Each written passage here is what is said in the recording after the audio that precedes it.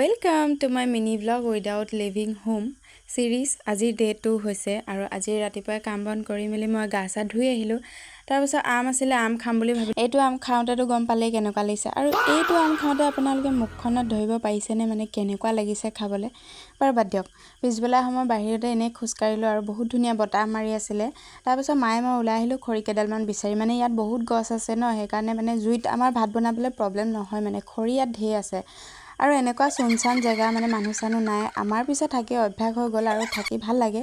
এইফালে মই খৰিকেইডাল বান্ধি লৈছোঁ আৰু যেনে তেনে দাঙি লৈছোঁ। ৰাইজ মানে পাৰিবই লাগিব, নোৱাৰাৰ কথাই নাহে ইয়াত। আৰু ইমানখিনি যে দাঙিব পাৰিছোঁ, তেতিয়াহ'লে ভাবকচোন মোৰ হ'বলগীয়া মানুহটোক ধৰিতো মই এনেকৈ দলিয়াই দিব পাৰিম। ধেমালি কৰিছোঁ ৰাইজ। মায়ে আজি বৰশী বাইছিলে আৰু মাছ কেইটামান পাইছিলে, সেইকেইটাকে আজি ফ্ৰাই কৰিলোঁ।